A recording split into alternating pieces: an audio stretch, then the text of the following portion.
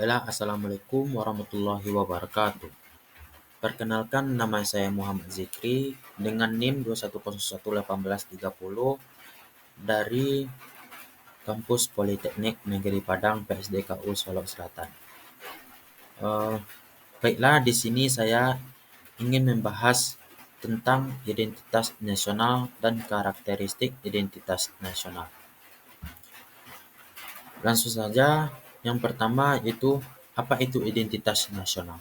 Identitas nasional merupakan kesadaran bersama dari sebuah bangsa atau negara terhadap keunikan, nilai-nilai budaya, sejarah, tradisi, bahasa, dan institusi yang membentuk dan membedakan mereka dari bangsa atau negara lain. Identitas nasional mencerminkan jati diri suatu bangsa serta rasa solidaritas dan persatuan di antara anggotanya. Kemudian ada karakteristik identitas nasional. Yang pertama yaitu ada bahasa. Bahasa itu merupakan salah satu elemen utama dalam membentuk identitas nasional, di mana di setiap negara memiliki berbagai macam bahasa yang mereka gunakan, di mana itu mereka itu menjadikan sebuah identitas nasional yang berbeda-beda. Yang kemudian ada sejarah.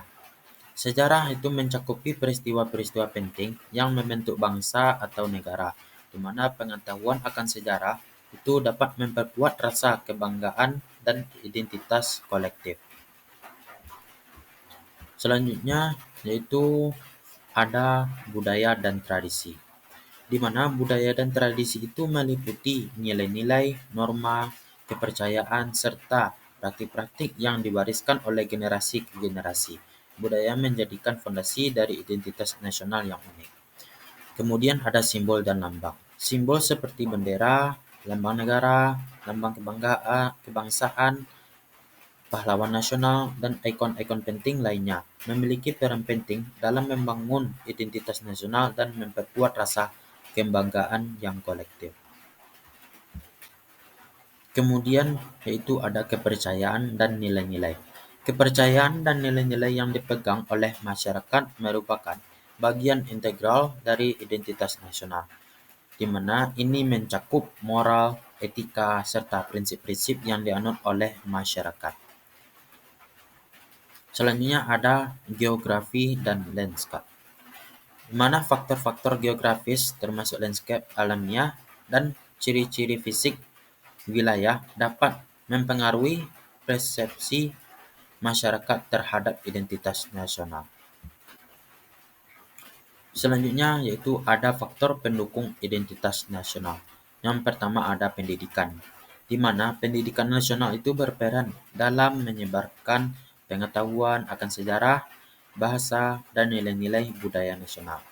Yang kedua yaitu ada media massa, di mana media massa memainkan peran penting dalam mempromosikan simbol-simbol dan nilai-nilai nasional. Kemudian ada kepemimpinan, di mana kepemimpinan politik dan sosial memiliki tanggung jawab dalam memelihara dan memperkuat identitas nasional. Yang kemudian ada peristiwa bersejarah, di mana peristiwa-peristiwa seperti perang kemerdekaan atau pencapaian yang signifikan lainnya dapat menggalang solidaritas nasional. Selanjutnya ada peran identitas nasional dan pembangunan nasional. Yang pertama yaitu ada penguatan persatuan, di mana identitas nasional memperkuat persatuan di antara berbagai kelompok masyarakat. Yang kedua yaitu ada pemeliharaan kedaulatan. Identitas nasional itu memperkokoh kedaulatan bangsa dalam ranah domestik dan internasional.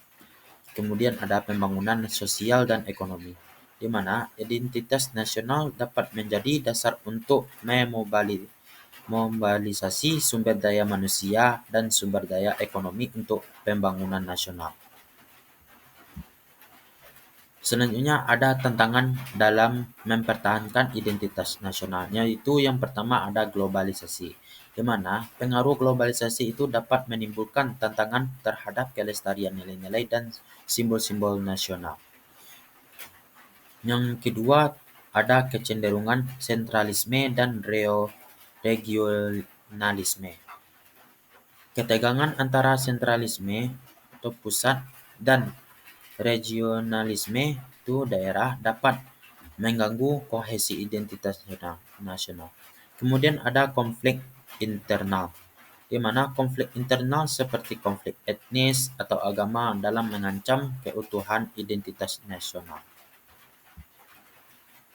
Kesimpulannya dari materi itu, di mana identitas nasional adalah konsep yang kompleks yang melibatkan sejumlah elemen-elemen budaya, sejarah, bahasa, dan nilai-nilai bersama. Memahami dan memelihara identitas nasional merupakan tanggung jawab kita bersama untuk membangun persatuan, kedaulatan, dan kesejahteraan sebuah bangsa. Baiklah, eh, hanya ini yang dapat saya sampaikan. Jika ada kata-kata saya yang kurang jelas, kurang paham, mohon maaf. Saya akhiri dengan Assalamualaikum warahmatullahi wabarakatuh.